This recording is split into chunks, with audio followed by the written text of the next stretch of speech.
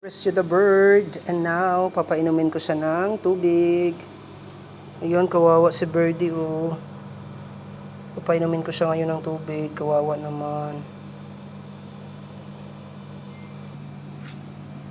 Ayan, papainumin ko siya. Just drink water.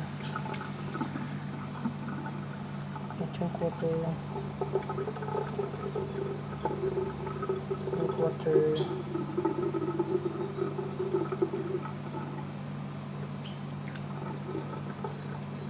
Drink some more. Okay. Ayan, guys. I think she's okay now. I think she's ready to go. She's ready to fly now. So I am gonna. Ayan na. Ayan. Are you okay? Are you okay now? Are you okay now? Hey, are you okay now? You wanna drink some more? Guys, alam mo, ang mga ibon dito sa totoo lang, andito sila sa bahay. Yung dito sa apartment ko, pag naglalakad ako, yung mga ibon kasalubong ko, kasi napaka-friendly nila, napaka-close nila sa human. Are you okay now? Hey, are you okay now? Are you okay now? Yeah?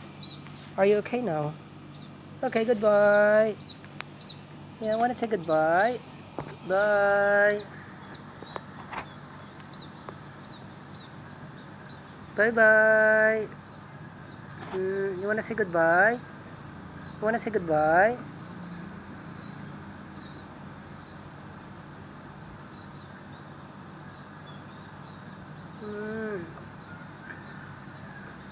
Say hi to my friends.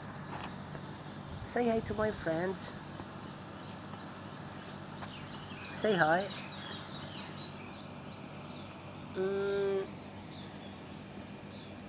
You're very cute. You're so lovely. Now, I hope you're fine now.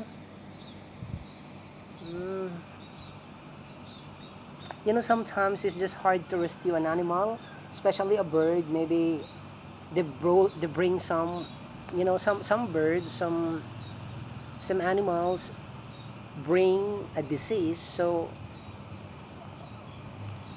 be careful, guys, in rescuing some animals.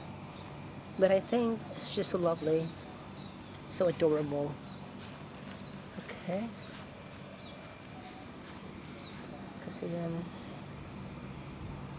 yan guys, yung likod. Andito ako sa likod. Yan, may buko.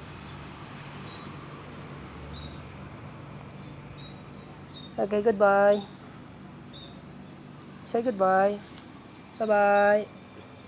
Goodbye.